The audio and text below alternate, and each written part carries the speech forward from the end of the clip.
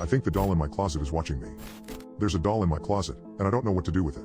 I moved with my parents to this small, old farmhouse only a day ago. I can't say I wanted to move. In fact, I highly protested against it. Going from the big city to a small town of a little under 500 people in one school? It was cliché, but also as much of a drag as you'd figure it was. Annoyed, I agreed to make the most of the move as long as I got the biggest space in the home, the attic. In terms of space and storage, I couldn't have asked for anywhere better. It was like my own mini apartment, large with enough room to have my own little apartment set up. I wasted no time unpacking everything and making myself at home. It was fine until I opened the closet. It wasn't a big closet, just small enough to be inconspicuous. But not big enough for me to fit myself or many of my belongings in there.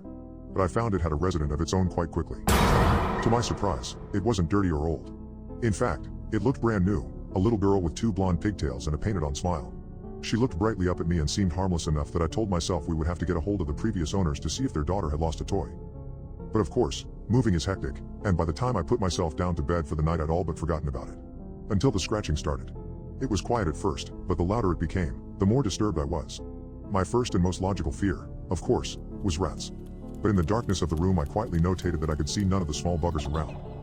I'd been sitting up in bed a full minute when giggling started. It was low at first, but as I sat petrified I could hear it becoming louder. More defined. It sounded like a small child, or at least it did at first.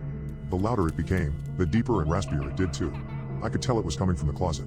Assuming a faulty doll was the culprit, I threw it open groggily. But as I peered inside, I found nothing. No doll. No sign it had ever been there. As the giggling continued, my eyes turned to notice 5 long scratches along the door that sent a shiver down my spine. This morning, I tried to tell my parents, tried to make any sense of it.